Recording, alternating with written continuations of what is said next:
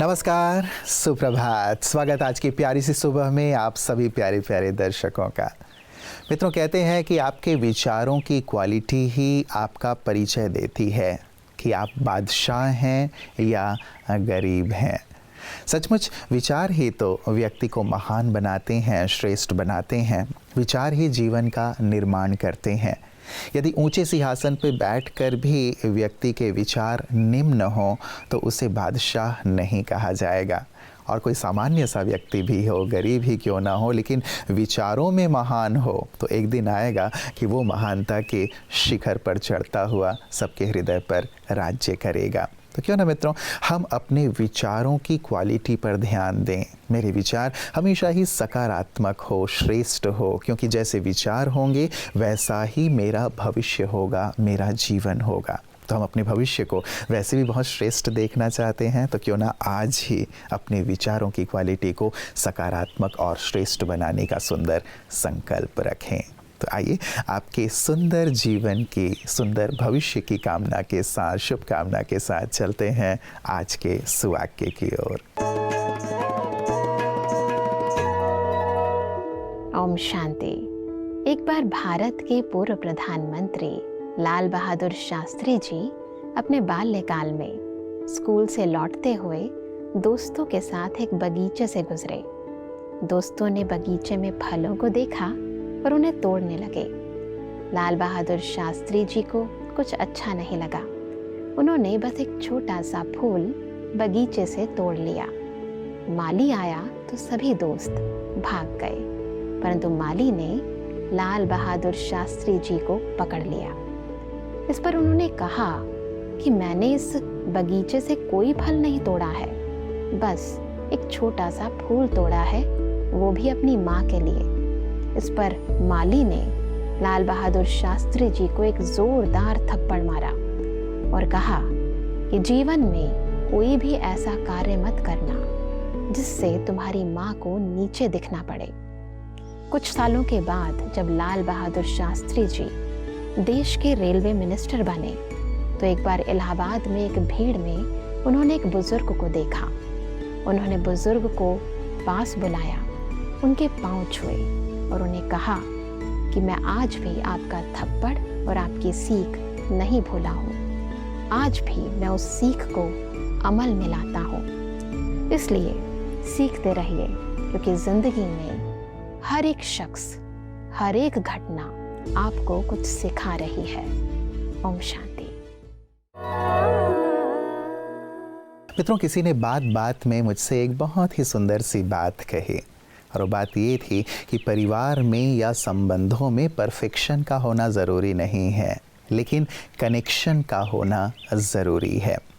कई बार हम परफेक्शन की तलाश में अपने संबंधों को बिगाड़ लेते हैं कि फला व्यक्ति या मेरे साथ रहने वाला व्यक्ति बिल्कुल परफेक्ट होना चाहिए। लेकिन क्या ये संभव है? क्या मैं भी हर चीज़ में परफेक्ट हूँ? नहीं ना कहीं कोई ना कोई कमी रहती ही रहती है।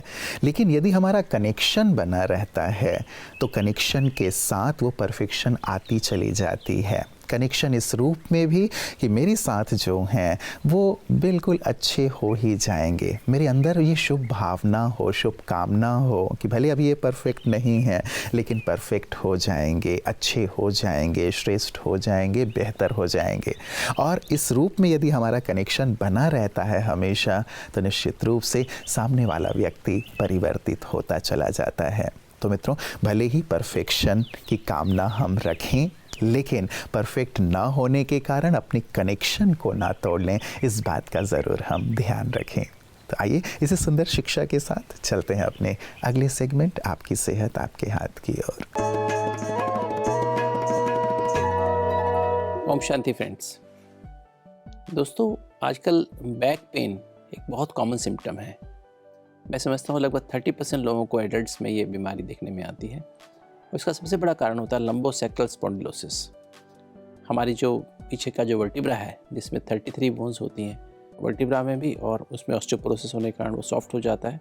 इसको शियाटिका भी आम भाषा में कह देते हैं। दोस्तों, कछुआ होता है ना, टॉर्टोइज जो आपने देखा, जैसे कछुए की कमर कितनी स्ट्रांग होती है, क्योंकि वो हमेशा विस्तार को सार में ले आता है तुरंत, तो किसी बड़ी बात को छोटा कर लेता है।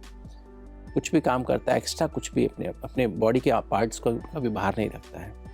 तो दोस्तों इसी तरह से अगर हम अपने आप को विस्तार को सार्वजनिक शक्ति यूज़ करना शुरू कर दें, स्पेशली बहनें माताएं, उनको बहुत सेंसिटिव होती हैं, इमोशनल होती हैं, राई का पहाड़ बना लेती हैं, तो वो जो है उसकी बजाय हम पहाड़ को राई बनाना सीख जाएं और प्लस अपने खान पान का ध्यान रखें, हमारी एडिक्वेट डाइट हो, हम प्रॉपर समय पे एक्सरसाइज करें, हमारा पोस्चर ठीक रहे, रेगुलर बैक की हम एक्सरसाइज, स्पेशली एक्सटेंशन एक्सरसाइजेस, नहाने के बाद सुबह बेड पे उल्टा लेट जाएं और कमर को हम जैसे कोबरा पोज में हम करते हैं ना एक्सरसाइज, तो ऐसे इस तरह से हम एक्सरसाइज करें।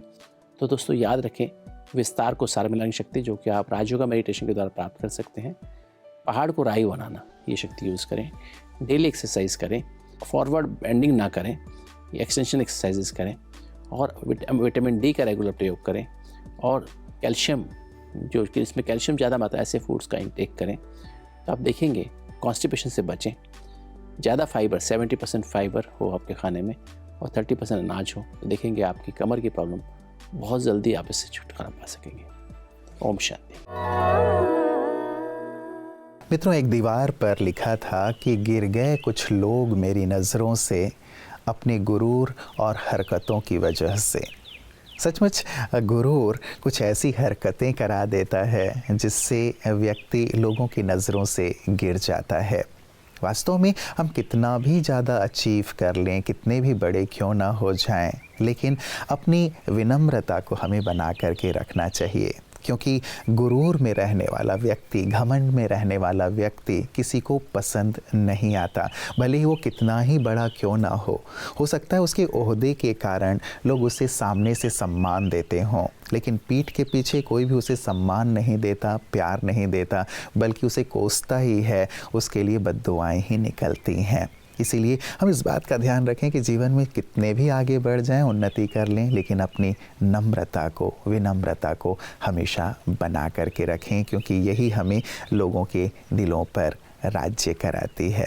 और ऐसे ही होते हैं हमारे विशिष्ट जन भी, जिन्हें हम दिल से याद भी करते हैं, प्यार भी करते हैं और अपने मंच पर प्रतिदिन आमंत्रित भी करते हैं। आइए देखें आज के हमारे खास मेहमान अपने कौन से अनुभव हमारे साथ साझा कर रहे हैं। ब्रह्मा कुमारियों का लगातार ये सोलंकी जी प्रयास है कि मानव को महामानव बनाया जाए या सचमुच इंसान को इंसान बनाया जाए, इंसानियत उसके अंदर जागृत की जाए। तो जो यहाँ एक आध्यात्मिक शिक्षा दी जा रही है या राजयोग सिखाया जा रहा है जन जन को, इसकी कितनी आवश्यकता आपको? बहुत आवश्यकता है। इसलिए तो अमेरिका में जाकर के नरेंद्र मोदी ने योग की बात की है। उन्होंने जो अमेरिका में अपना भाषण दिया संयुक्त राष्ट्र संघ में और सबदूर, तो उन्होंने देश के अंदर इतनी हिंसा है, आतंकवाद है, इसको ये करने के लिए आपको क्या जरूरत है? आपको शांति मन की चाहिए ना, आपको वैसा विकास चाहिए ना, और योग बहुत अच्छा योगदान इसमें कर सकता है। तो अमेरिका में जाके योग की बात करते हैं और उस योग की बात से प्रभावित होकर विश्व के 177 देशों का समर्थन करते हैं और संयुक्त राष्ट्र संघ ने उनके प्रस्ताव को स्वीकार करके 21 जून अंतर्राष्ट्रीय दिवस योग के लिए घोषित कर दिया। तो ये भी वही कल्पना है ना, जिस तरफ ब्रह्मा कुमारी जा रही है, जिस तरफ राजयोग जा रहा है, तो ये बड़ी सफलता है। लेकिन उसके बहुत सारी की सारी चीज़ें अपने देश की शिक्षा पद्धति के अंदर भी लाना चाहिए।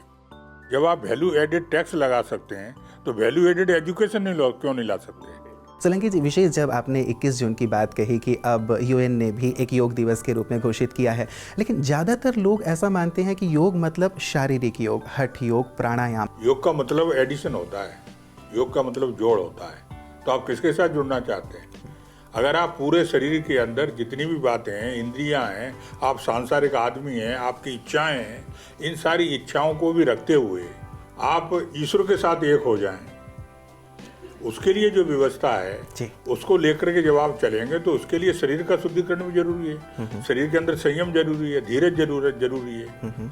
तो वो सब अगर आपको लाना है, अपनी इंद्रियों पर नियंत्रण करना है, इच्छाओं से मुक्त होना है, सांसारिक बातों से ऊपर उठ करके और निश्रेयस की तरफ अगर जाना है, तो फिर वो जो पद्धति है वो पद्धति योग है। बिल्कुल। तो क्या इस राजयोग को, सोलंकी जी, आपको लगता है कि शारीरिक योग के साथ साथ इस राजयोग को भी जरूर यूएन के सामने या जो हम योग दिवस मना रहे हैं उसमें रखा जाना चाहिए, जो ब्रह्मा कुमारी सिखा रही हैं?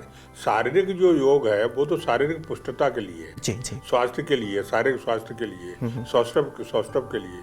लेकिन जब आप ध्यान धारणा करते हैं, आप प्राणायाम करते हैं, वो चीजें जब आप करते हैं, आप मेडिटेशन करते हैं, तो उससे आप अपने माइंड को विकसित करते हैं। माइंड के अंदर पीस स्थापित करते हैं जी।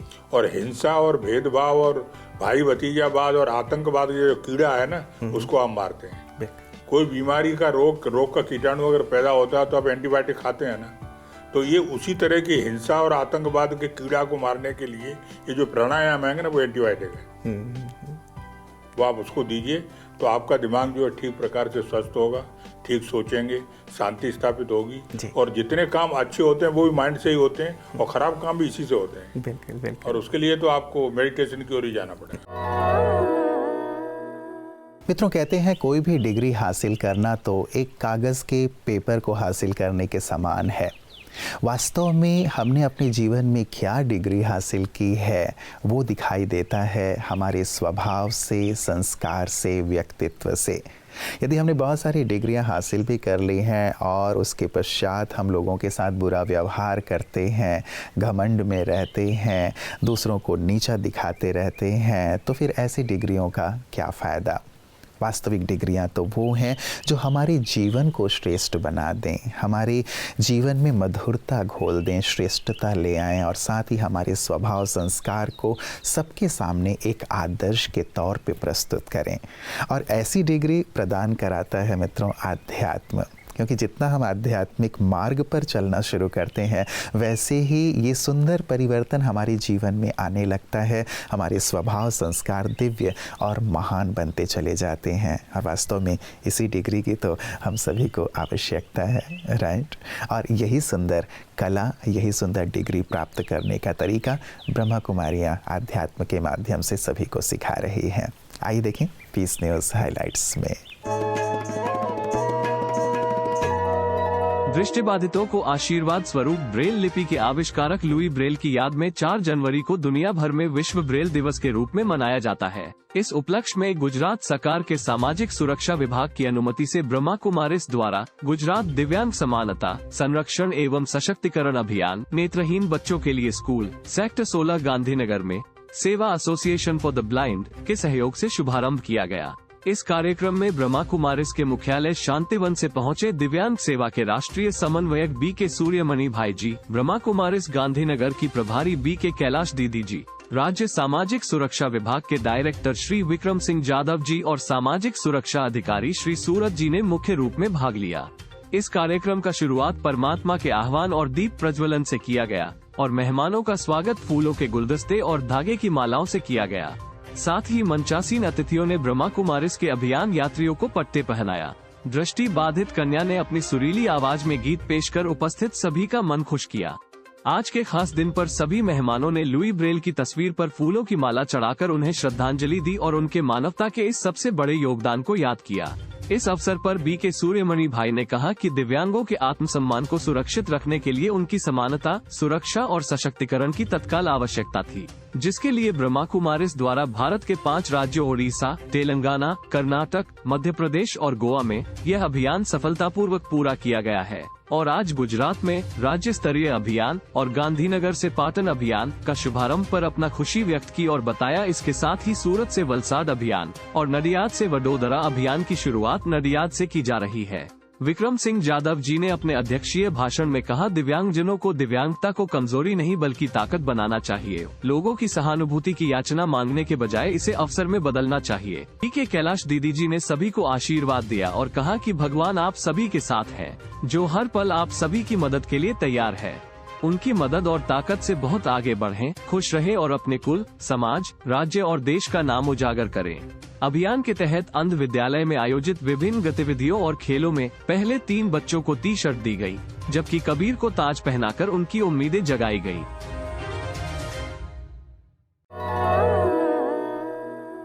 मित्रों, झरनों से इतना सुंदर संगीत कभी भी सुनाई ना देता यदि उनकी राहों में पत्थर ना होते। सचमुच रास्ते में आने वाले पत्थर हमारे जीवन को संगीतमय बना सकते हैं यदि हमारा नज़रिया उनके लिए बहुत सकारात्मक हो तो। कई बार राहों में आने वाले पत्थर अर्थात उलझनों को, परिस्थितियों को हम इस भाव से देखते हैं कि ऐसा क्यों हो रहा है, मेरे साथ ही ऐसा क्यों हो रहा है, नहीं होना चाहिए, पत्थर नहीं होने चाहिए। लेकिन याद रखें, जैसे झरने उन पत्थरों को भी एक सुंदर संगीत का आधार बना लेते हैं, वैसे ही जीवन की परिस्थितियों को हम भी जीवन में आगे बढ़ने का आधार बना लें। तो जीवन की हर विपदा, हर परिस्थिति आपके लिए ऐसे ही संगीत का निर्माण करें, आपको आगे बढ़ाने वाले हों, सफलता के शिखर की ओर ले चलने वाले हों। इन्हीं मंगल कामनाओं के साथ नमस्कार। ओम शांति।